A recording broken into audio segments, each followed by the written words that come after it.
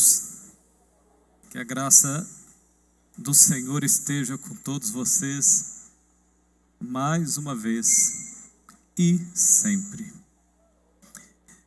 De fato, quem realmente não veio hoje pela manhã perdeu e muito. Mas amanhã, a porta da graça ainda estará aberta. Então você está convidado a entrar por essa porta amanhã. O pastor Eleazar está abordando o tema sobre o perfeccionismo. O professor Constantino está fazendo uma abordagem bem interessante sobre a lei de Deus.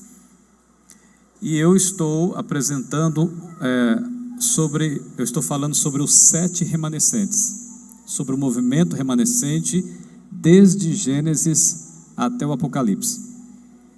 Então você é convidado, tá bem? A estar com a gente amanhã. O controle está por aí? Eu acho que esqueceram. Oi, alô? Está aqui embaixo. Ok. Amigos, o tema desta noite então é sobre a suficiência da cruz e a insuficiência da lei. Este tema, ele é uma síntese, porque na verdade são 3 temas que eu abordo a respeito da suficiência da cruz e a insuficiência da lei. São 3 temas, 3 palestras. Então eu tentei fazer uma síntese para caber nesses 45 minutos que me deram. E a gente vai tentar então explanar de maneira que fique simples. Eu gosto muito de simplificar as coisas, torná-las simples o suficiente até para uma criança tentar entender. E a gente vai tentar fazer isso hoje através de algumas imagens, gravuras e apresentando algumas ideias. Bom, para aqueles que ainda não conhecem o meu canal, podem se inscrever. Você pode entrar aí no YouTube, procurar Fé ou Fideísmo, ou então digitar o meu nome lá, Gilberto Tais. Você encontra o meu canal, se inscreve, ativa o sininho.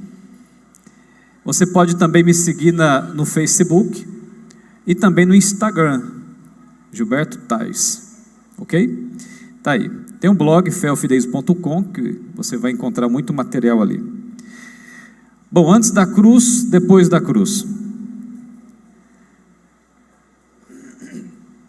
A pergunta é a seguinte: existe 2 evangelhos?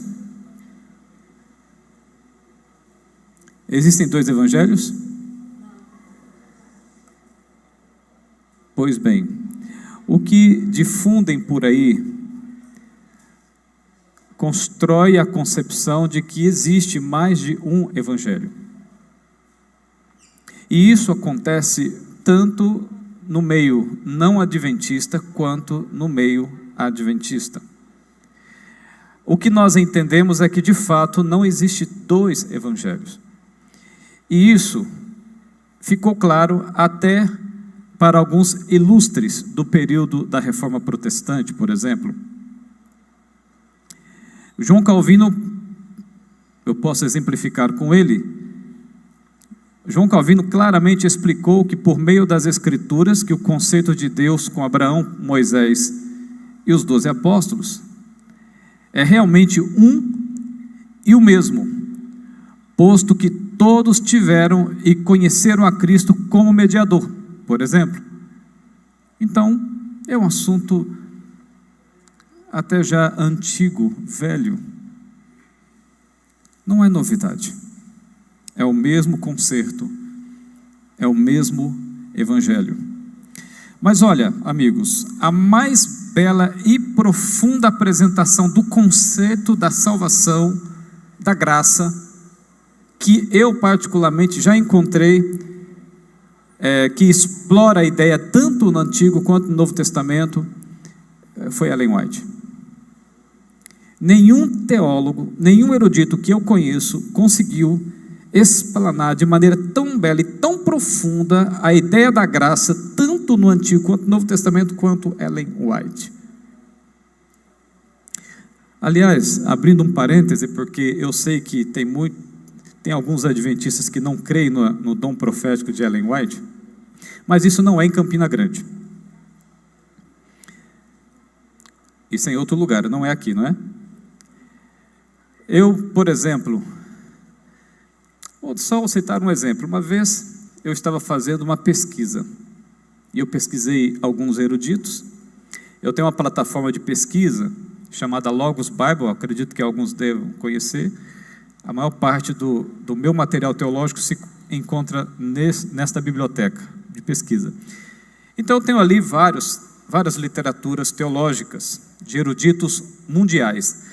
E eu fui fazer uma pesquisa sobre uma determinada ideia de um texto bíblico.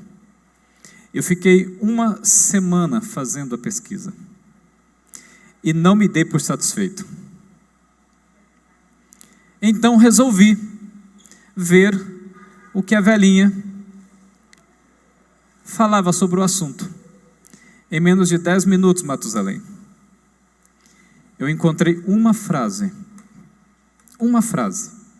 que se eu tivesse pesquisado nela antes, eu não precisaria ter gasto uma semana pesquisando em outros autores. Em um parágrafo, ela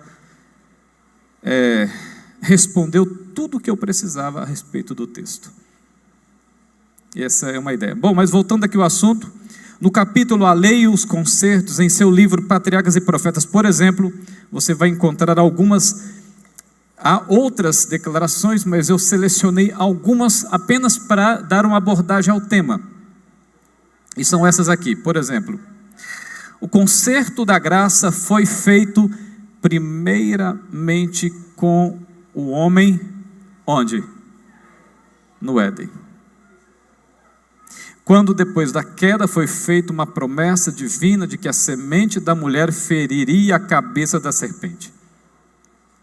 A todos os homens este concerto oferecia perdão e a graça auxiliadora de Deus para a futura obediência mediante a fé em Cristo. Prometia-lhes também a vida eterna sob condições de fidelidade para com a lei de Deus. Assim receberam os patriarcas a esperança da salvação. Portanto, o concerto da graça primeiramente foi estabelecido no Éden. No Éden. Veja esta outra declaração. Cristo era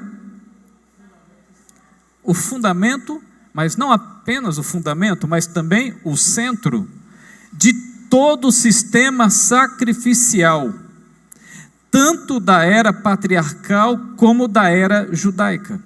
Adão, Noé, Abraão, Isaac, Jacó, Moisés compreenderam o Evangelho. Eles esperavam a salvação por meio do substituto e fiador do homem. Portanto, tanto Adão, Noé, Abraão, Isaac, Jacó, Moisés e outros, eles compreendiam, tinham uma noção clara sobre o plano da redenção.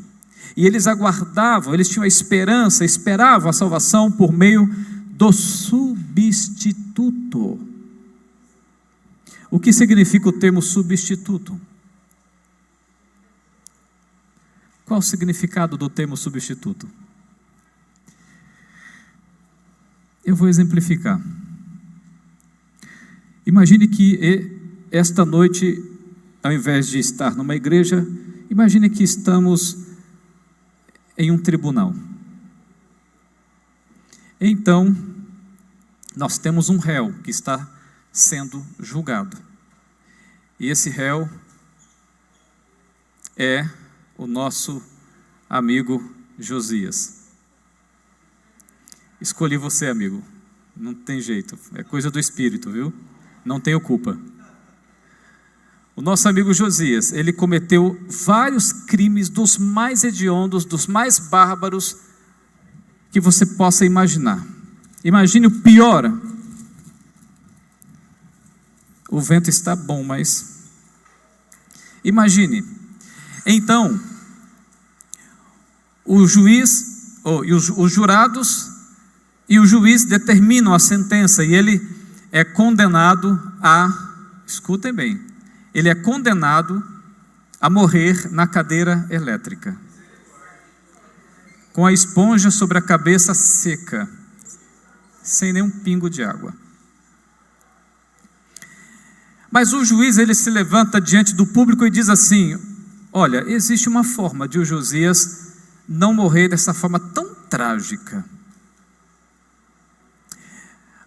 É você ou alguém aqui na plateia se levantar e sentar na cadeira no lugar dele. Você que é inocente. Alguém gostaria de se levantar e sentar na cadeira elétrica no lugar do Josias, para que ele viva em liberdade, mesmo sendo culpado? Josias, nem a esposa. Nem a esposa, Josias. Mas, amigos, dentro desse contexto de ilustração, alguém se levantou. Esse foi Jesus Cristo. E ele tirou você da cadeira elétrica. Isso é praticar um ato substitutivo. Jesus, ele permitiu que toda a pena do culpado recaísse sobre o inocente, ele. A obra de Deus é a mesma em todos os tempos. É a mesma em todos os tempos. Veja, embora haja graus diversos de desenvolvimento e diferentes manifestações de seu poder para satisfazer as necessidades dos homens nas várias épocas, o Salvador, tipificado nos ritos e cerimônias da lei judaica, é precisamente o mesmo que se revela onde? O ensinador é o mesmo em ambas as dispensações. As reivindicações de Deus são as mesmas.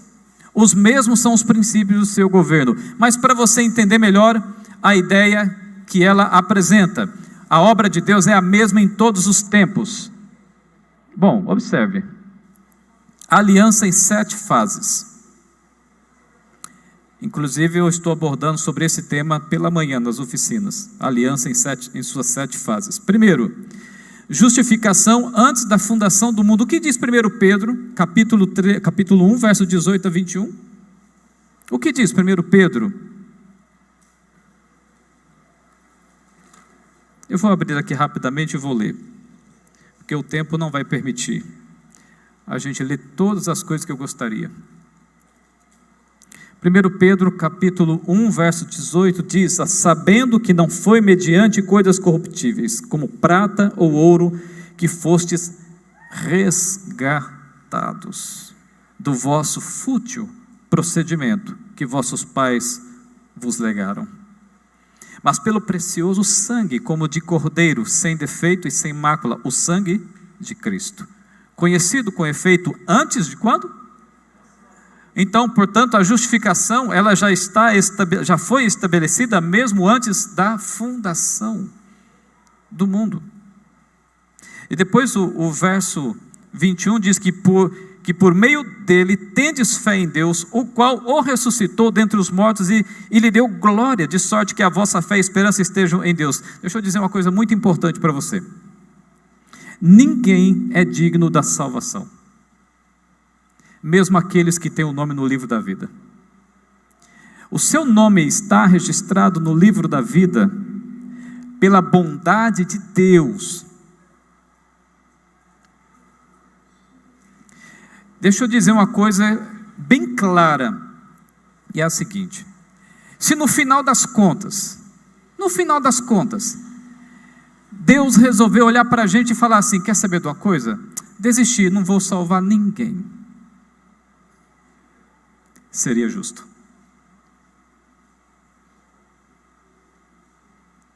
Portanto, mesmo aqueles que estão amparados na graça, na bondade de Deus, para sustentar ou dar sustento ao nome no livro da vida, mesmo esses estão recebendo uma dádiva que não possui qualquer mérito. É tudo pela bondade, é tudo pela misericórdia, é tudo porque Deus quis, Ele desejou simplesmente. Mas continuando aqui, porque o tempo não para. Em Apocalipse 13, verso 8, também vai falar do cordeiro que foi morto desde a fundação do mundo. Então veja, o primeiro remanescente, no contexto da aliança, nessas 7 fases, foi Adão. O segundo, Noé. O terceiro, Abraão. E eu, hoje pela manhã, fui até Abraão. Amanhã eu vou falar sobre o quarto remanescente, Judá. O quinto, Jesus e os discípulos. O sexto remanescente, a igreja primitiva. E o último remanescente, na história cristã, que é a igreja de Deus, no final dos tempos. A pergunta que faço agora é a seguinte: Adão foi salvo pelo que mesmo? Ótimo, está aqui, o cordeiro. Noé e seus descendentes, eles foram salvos pelo que mesmo? Olha, está aqui o cordeiro. Abraão e seus descendentes foram salvos pelo que mesmo? Está aqui o cordeiro. O mesmo foi estendido a Judá. Era pelo quê? Era pela graça. Está aqui o cordeiro. Então o cordeiro agora deixa de ser sombra para se tornar realidade. É o que João vai dizer em João capítulo 1. Eis o cordeiro de Deus. Portanto, a igreja apostólica primitiva pela graça. E o último movimento na história da terra? Opa, o que aconteceu aqui? Foi lá para o fim. Amigo, o que houve aí? Que foi lá para o fim. Volta aí para mim, por favor.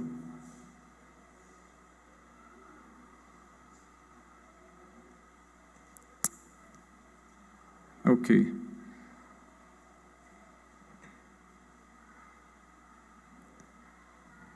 Vamos lá. Portanto, deixa eu dar sequência aqui. Tudo é pela graça, amigos. Tudo, desde o princípio. Por isso, Pedro, João, esclareceu que foi estabelecido antes da fundação do mundo. Um exemplo aqui, no Antigo Testamento, o velho homem, Novo Testamento, novo homem, é tudo pela fé. De forma equivocada, nossos amigos aí, muitos amigos aí fora ensinam que no Antigo Testamento a salvação era pela lei. Mas não é isso que a Escritura nos ensina. Tudo é pela fé. Todas as coisas são pela graça, no que diz respeito à salvação. Ellen White escreveu que o sacrifício de Cristo como expiação pelo pecado é a grande verdade em torno da qual se agrupam todas as outras, a fim de ser devidamente compreendida e apreciada toda a verdade da palavra de Deus. Olha aqui, de Gênesis até quando? Até onde? De Gênesis a Apocalipse, precisa ser estudada à luz que dimana da cruz do Calvário. Apresento perante vós o grande e magno monumento de misericórdia, regeneração, salvação e redenção. O Filho de Deus erguido na cruz. Na cruz.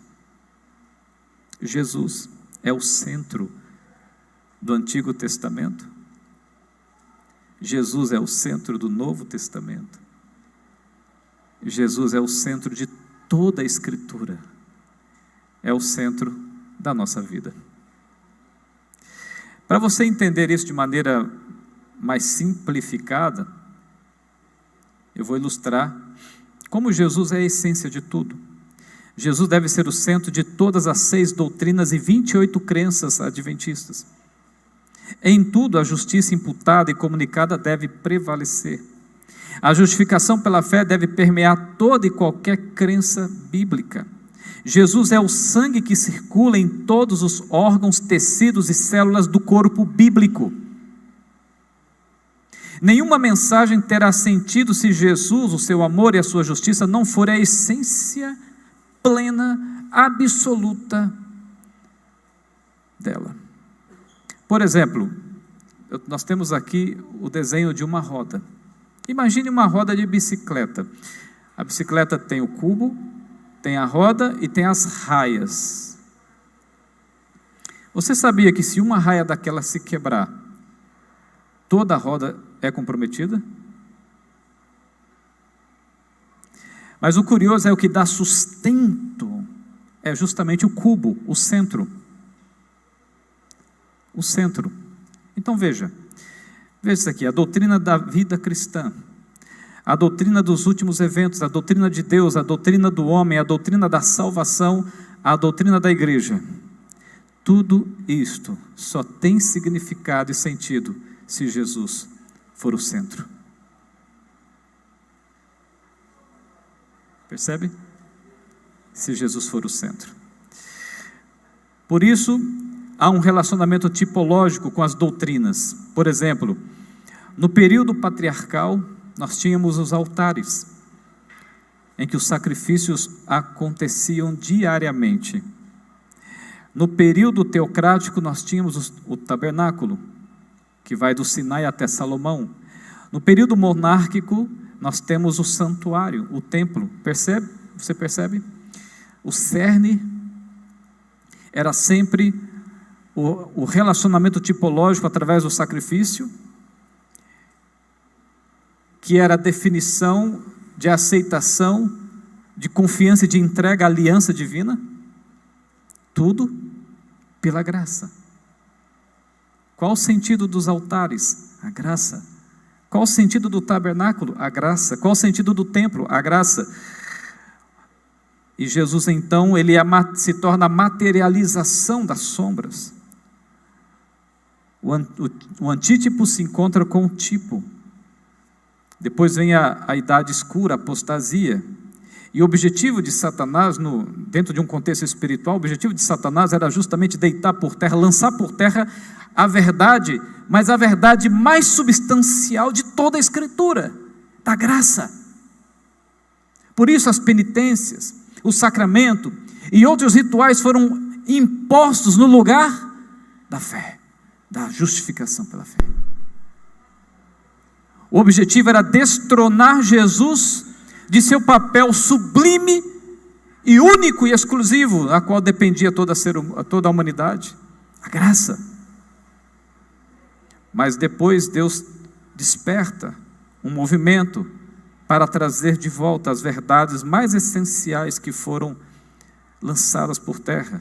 E nós temos a primeira, a segunda e a terceira mensagem, que eu vou falar um pouco mais daqui a pouco. Então nós vemos um relacionamento tipológico que surge com o primeiro sacrifício no Éden, quando Deus mesmo veste Adão e Eva com as vestes do Cordeiro. E nesse relacionamento tipológico há um crescimento, uma ascensão que parte do santuário terrestre, do sacrifício terrestre, até o santuário celestial. Em que momento ocorre então a justificação? É a pergunta que deve ser respondida agora. Em que momento ocorre a justificação? Talvez seja uma das perguntas mais difíceis. Deixa eu abrir um parênteses para dizer uma coisa e que vai assustar alguns. Uma pesquisa foi feita. Eu mesmo, na capacitação teológica, quando me pedem para tratar, lecionar a matéria de soteriologia, antes eu faço uma pesquisa, logo no início eu faço uma pesquisa e respondo ela ao final. E essa pesquisa tem por objetivo descobrir o conhecimento que as pessoas têm a respeito do assunto, se elas possuem uma compreensão correta ou não, adequada ou não, ou se elas possuem inclusive uma propensão ao perfeccionismo. Dá para saber através dessa pesquisa. Numa última pesquisa que eu fiz, nós tínhamos ali mais ou menos 40 pessoas, 40 líderes de igreja. Pasme, dos 40 líderes de igreja, apenas 2 pessoas compreendiam o assunto da justificação pela fé. E o curioso é que se você fizer a pesquisa agora sobre o tipo de literatura que essas pessoas leram, tiveram acesso, você vai perceber que as que não tinham compreensão adequada também não tiveram acesso à literatura adequada. Não tiveram acesso à literatura adequada. Mas em que momento ocorre a justificação, amigos? A justificação ocorre em que momento? Alguns acreditam que a justificação acontece quando a pessoa é batizada, no tanque. Outras acreditam que a pessoa só é justificada quando ela atinge um grau de perfeição. Outros acreditam que a pessoa ela é justificada no primeiro toque do Espírito. Bom, mas deixa eu ilustrar aqui para a gente tentar responder essa pergunta. Nós temos aqui o Egito, nós temos Canaã, a jornada, a peregrinação no deserto do povo, e no centro, bem no meio, entre o Egito e Canaã, nós temos o Monte Sinai. Eu pergunto, em que momento ocorreu a justificação do povo de Israel? No Egito, no Monte Sinai, ou somente quando chegaram em Canaã? Deixa eu ver aqui, quantos acham que foi em Canaã, quando chegaram em Canaã? Quantos aqui? Levante a mão, deixa eu ver as mãos. Quantos aqui acham que a justificação deles ocorreu quando chegaram em Canaã? Deixa eu ver as mãos. Ninguém. Vou dar mais uma chance. Quantos? Ninguém. Ok. Quantos aqui acham que foi quando eles chegaram no Monte Sinai e receberam a lei? Deixa eu ver as mãos. Nós temos alguns que acreditam que foi no Monte Sinai. Ok. Não vou nem contar, tá bem? Eu sei que algumas mãos se levantaram. Quantos aqui acham que a justificação ocorreu quando estavam no Egito? Deixa eu ver as mãos. Ok, mais um grupo de pessoas levantou a mão. E quantos aqui não acham nada? Porque um monte de gente não levantou a mão para nada.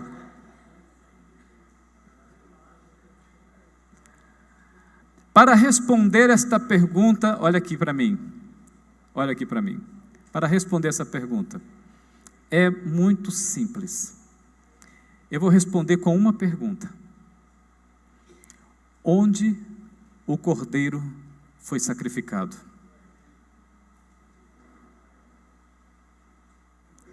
Respondido? Foi no Egito.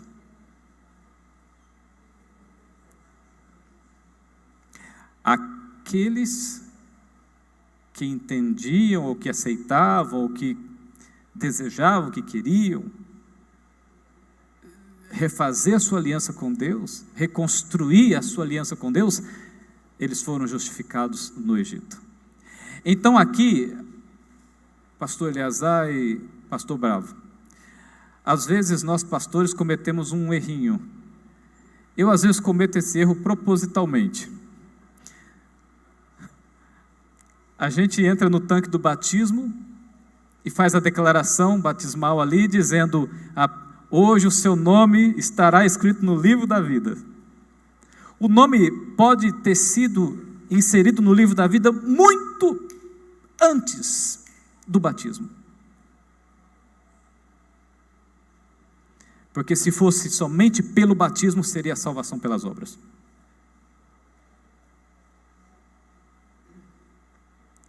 Sabe quando alguém que está num caminho completamente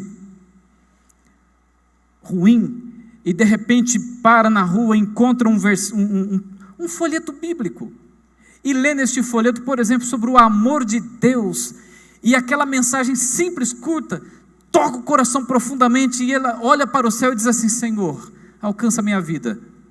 Eu creio que é neste momento que ocorre a justificação. Agora, obviamente, que esse é o passo inicial para o trabalho do Espírito sobre a vida da pessoa. Bom, o assunto é vasto, não é? Eu acho que deu para você entender, não é? Mas isso não significa, não quer dizer que uma vez salvo para sempre. Eu posso hoje fazer parte da aliança de Deus e posso não fazer amanhã, pois as minhas escolhas e as intenções do meu coração vão dizer isto. Bom, deixa eu dizer uma coisa, amigos. É claro que O Monte Sinai, ele não é um descarte dentro do contexto. E eu vou dizer por quê mais ao final. Mas olha, justificação, amigos, olha aqui para mim. Justificação produz santificação. Por isso a importância do Monte Sinai. Porque justificação produz santificação. Todavia, o contrário não é o mesmo. Santificação não produz justificação, mas justificação produz santificação. E por isso a importância do Monte Sinai, antes de chegar em Canaã.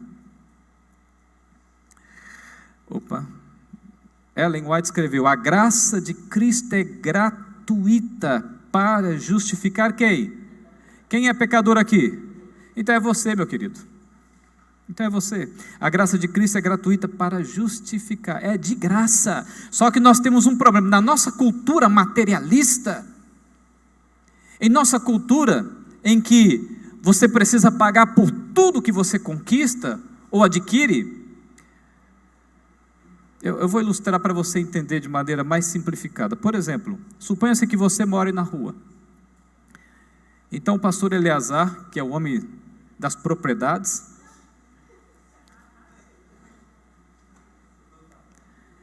ele olha para você lá, largado na rua, então chega para você e diz assim: amigo, é o seguinte, eu tenho uma casa, aliás, eu tenho muitas casas. Recebe, irmão? Então eu gostaria que você morasse em uma das minhas casas. Eleazar, mas eu não tenho dinheiro para pagar, Senhor. Não tenho como. Mas aí o Eleazar então diz: amigo, eu estou dizendo que é para você morar, e não é para pagar nada, é para morar de graça. Ele então aceita, devido a tanta insistência pela bondade do Eleazar, ele aceita e vai morar. Só que tem um detalhe: a cada dia e semana ele fica juntando as moedas.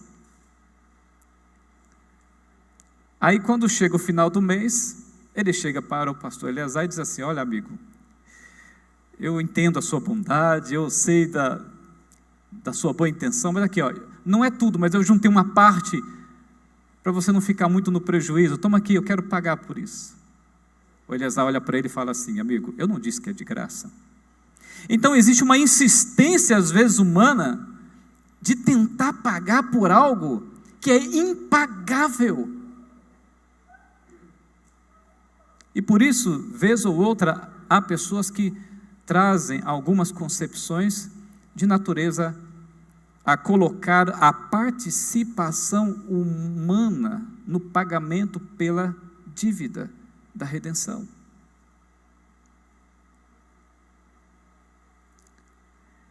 Mesmo que quiséssemos pagar, impossível. É simplesmente impossível. Por isso que é de graça. Mas ela diz que o pecador, sem qualquer mérito ou exigência de sua parte, justificação, é o perdão total do pecado. Justificação é o perdão total. Justificação é o perdão total do pecado. Deus perdoa como se nós nunca tivéssemos pecado. O que era vermelho se torna branco como a lã. E tem pessoas que não conseguem entender esse conceito, porque como é que pode Deus, eu não fazer nada por isso? Não está certo. E alguns chegam a acreditar que é injusto. Tanto é que eu conheço um teólogo cristão que diz que as cartas paulinas são apócrifas, porque ele é defensor da salvação pelas obras, e na mente dele é inconcebível ser salvo só pela graça. E por isso ele atribui o anátema às cartas paulinas, e ele diz que Paulo era um discípulo do diabo.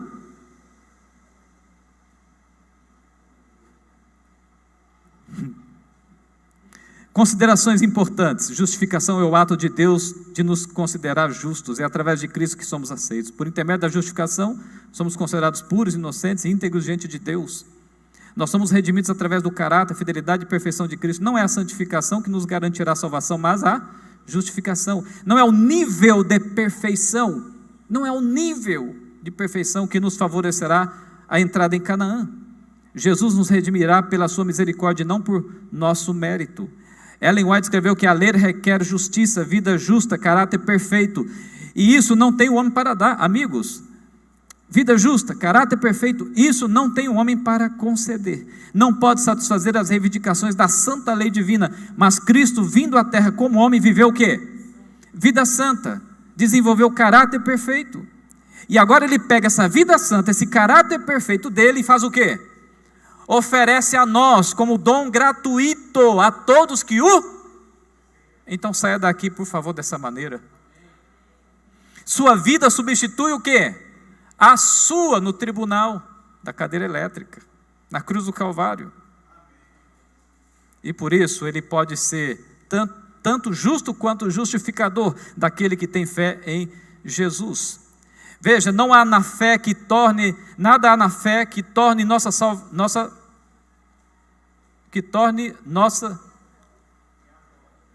que a torne nossa salvadora, perdão.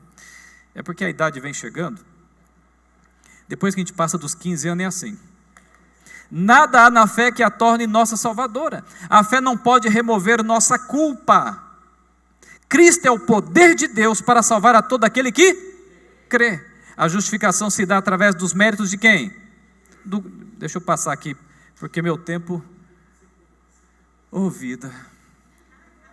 Ei, tem graça hoje? Hoje é pela lei, é? Tenho como conceder só mais 5 minutos? A graça, gente. Estamos falando da graça. Ó, a voz do povo é a voz de Deus. Mais 5 minutos? Aí, ó, pronto. Agora você se vira com eles. Vamos lá, amigos. Abre a sua Bíblia rapidamente. Jó 25.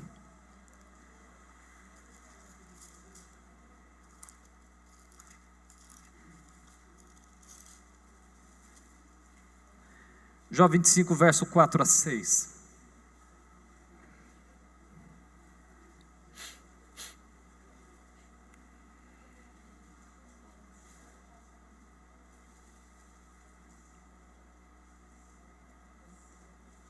Jó 25, verso 4 a 6.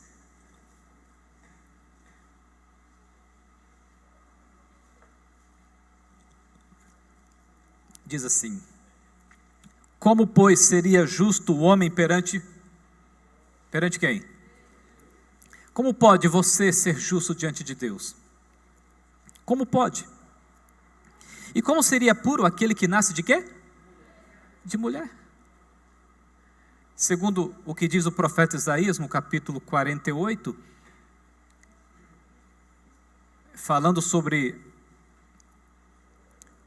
a apostasia de Israel, mas trazendo como referência o nascimento humano,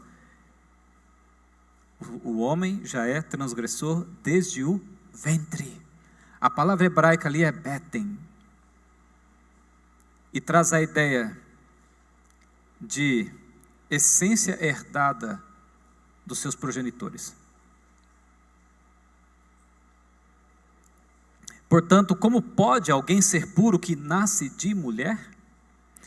O verso 5, eis que até, verso 6, quanto menos o homem que é guçano, e o filho do homem que é o quê? Eita! É duro ouvir isso, não é? Não é? É duro ouvir isso. Mas olha o que diz Romanos, vamos pular aqui alguns textos. Assim, um detalhe. Romanos 3, verso 10, Romanos 3, verso 10 e Jó 25, assim como Isaías 64, verso 6, apresentam a genuína, a original, veja, a original não é do Paraguai, é original condição humana. A original condição humana é desprezível diante de Deus, trapo de imundície. E o Eleazar já explicou qual é esse sentido. O curioso é que há uma relação bem harmoniosa entre os profetas do Antigo Testamento e Paulo no Novo Testamento, e a conclusão é exatamente a mesma. Aliás, amigos, a teologia paulina, ela tem por essência, alicerce, o Antigo Testamento. Muitas das coisas que Paulo retratou, inclusive sobre salvação, sobre graça, ele extrai do pensamento dos profetas antigos. O que ajuda a evidenciar que a salvação do Antigo Testamento é exatamente a mesma do Novo. Romanos capítulo 4, livro de Romanos, capítulo 4.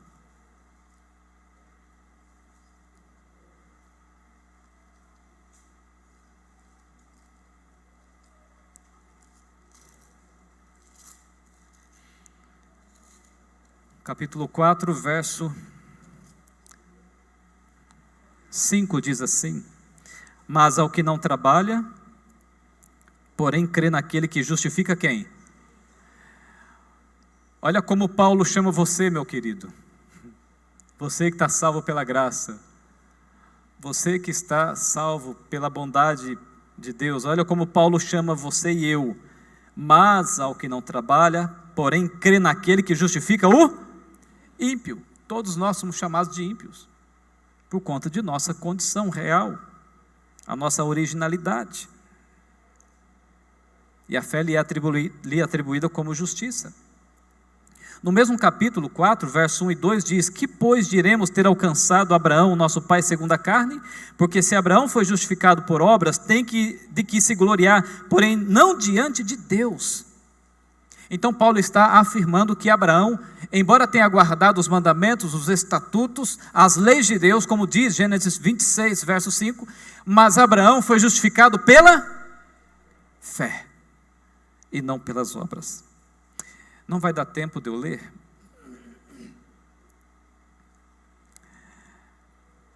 Os demais versos.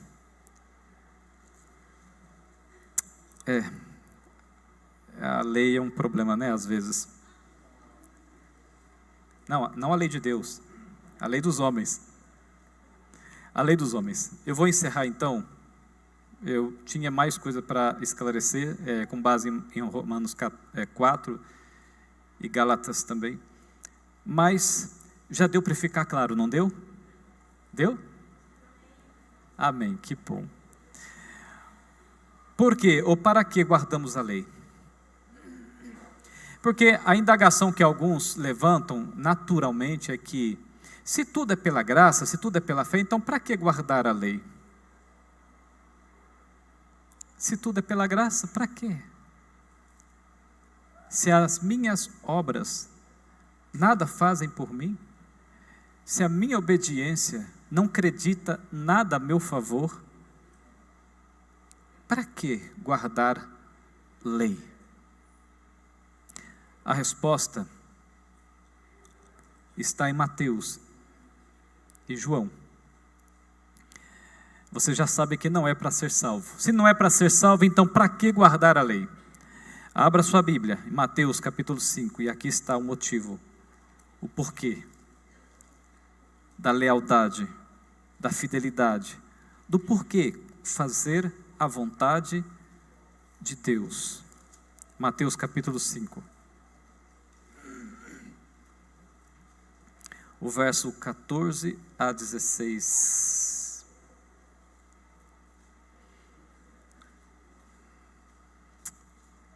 Mateus capítulo 5, verso 14 a 16 diz assim: vós sois a luz, não se pode esconder a cidade edificada sobre um monte, nem se acende uma candeia para colocá-la debaixo do alqueire, mas no velador, e alumia todos os que se encontram na casa. Aí o verso 16: assim brilhe também a vossa luz diante dos homens, para que vejam as vossas boas obras e façam o quê? E glorifiquem a vosso Pai que está nos céus. Então, por que eu sou leal? Por que eu cumpro a vontade de Deus? Por que eu faço a vontade dele valer em minha vida? Por que eu guardo os mandamentos de Deus? Por que eu me esforço para ser leal a Deus? Por quê? Porque eu estou tão estarrecidamente encantado com o amor que Ele tem por mim, pelo que Ele fez por mim. Eu tenho tanta gratidão por, primeiro, fazer parte da existência. Você poderia não existir. Esse lugar que você está sentado poderia estar vazio agora. Aliás, na existência como um todo, você poderia não existir, não estar presente. Primeira gratidão, a minha existência. Ele pensou em mim. Segunda gratidão, Ele me redimiu. Ele deu a vida por mim. Ele derramou sangue por mim. Ele abandonou tudo, toda a sua glória do céu para pisar nessa terra, se fazer de homem, se vestir do pó. Com que objetivo? Para não me perder de vista. Então, em virtude disso, com a explosão da gratidão no meu coração, então eu olho para o céu e como Samuel digo: Senhor, o que queres que eu faça? Aliás, deixa eu dizer uma coisa que pode ser estranho para você, mas ser salvo pela graça é mais difícil do que ser salvo pela lei. Sabe por quê? Porque ser salvo pela graça pode, na cabeça de alguns, criar a concepção de irrelevância. Já que, tipo assim, já que é pela graça, então não vou me preocupar em fazer muita coisa não. Já que Jesus me ama tanto, então eu vou relaxar. Relax. I'm going relax, eu vou relaxar. E é aí que está o... Como é que o Diego falou mesmo ontem? O golpe está aí. Cai quem quer. É por isso que eu gosto de pensar dessa maneira, que a salvação pela graça pode ser mais difícil do que pela lei, porque às vezes pode acontecer de pessoas encarar isso de maneira indiferente. Já que é assim, então vou me encostar aqui no barranco. Entenderam? Pelo contrário, a justificação pela fé, na verdade, quando bem compreendida, ela desperta a genuína sinceridade de um coração agradecido.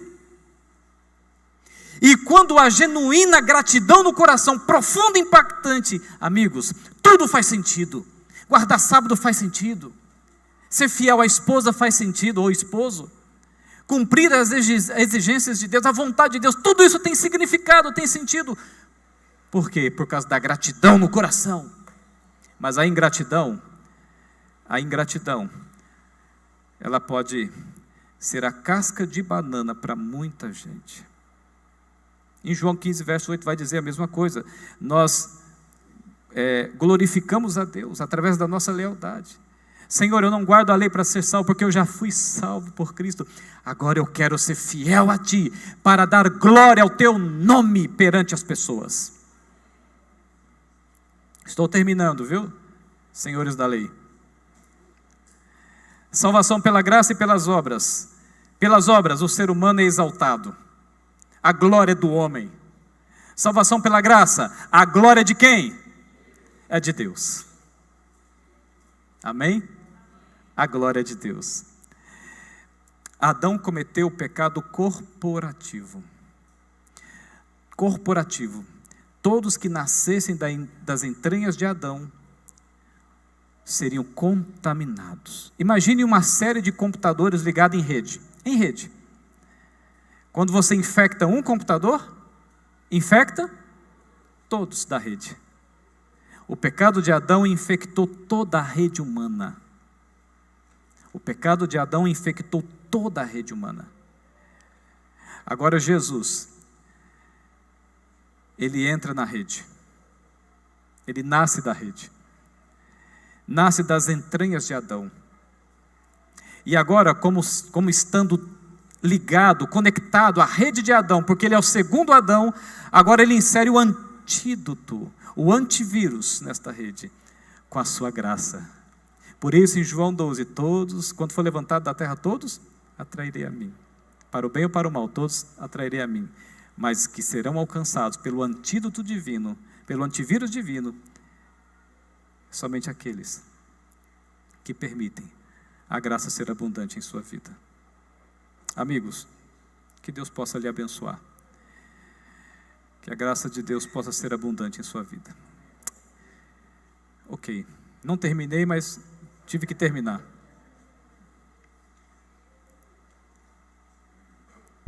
Ficou para trás, ó. Irmãos, todos entenderam? Quem entendeu, levante a mão.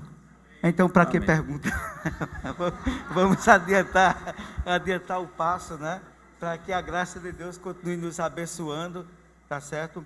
Vamos fazer o seguinte, para a gente aproveitar e otimizar o tempo, vocês colocam uma perguntinha no papel e depois vocês colocam para a gente, e amanhã, até o final, a gente vai fazer um momento de, vamos dizer, debate com os três palestrantes, para que a gente possa esclarecer as referidas dúvidas. Vamos cantar, mas antes de cantar, vamos orar. Vamos orar. Vamos ficar em pé e vamos orar para circular aí um pouquinho. Deixa eu só fazer uma pergunta para vocês. Olha aqui na tela. É só uma pergunta, tá?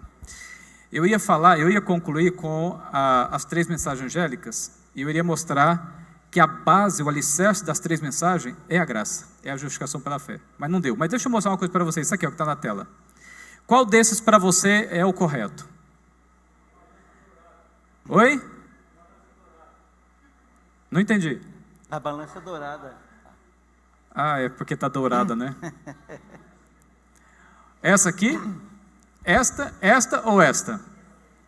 O que diz Romanos 1, 16, 17? Então é essa aqui, ó. Segundo Romanos 1, 16, 17, não é mais obras do que fé, não é mais fé do que obras, não é fé e obras, mas é fé em fé. Vamos orar então? Pai querido, obrigado por esse momento, por esse estudo, obrigado pela compreensão, obrigado por nos mostrar, Senhor, o valor que o Senhor dá a gente. A cruz do Calvário nos enalteceu, nos levantou do pó, colocou em nós o selo de valor. O teu sacrifício nos fez perceber que temos um preço incalculável, infinito para o Senhor. Obrigado, Pai querido, por nunca ter desistido da gente. Obrigado por não ter virado as costas e ido embora.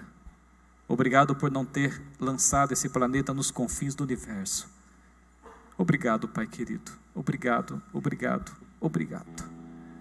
É para a Tua honra e glória que queremos colocar o nosso coração nas Tuas mãos e pedir que o Senhor continue trabalhando em nossa consciência. Pai querido, machuque a nossa consciência com a Tua palavra. Fira o nosso coração com a Tua palavra, para que a gente possa, Pai eterno, para que a gente possa ser envolto com arrependimento e se voltar a Ti, com a busca do perdão e da misericórdia. É para a Tua honra e glória que depositamos a nossa vida em Tuas mãos sempre, por Jesus Cristo. Amém, Senhor. Amém, amém, amém.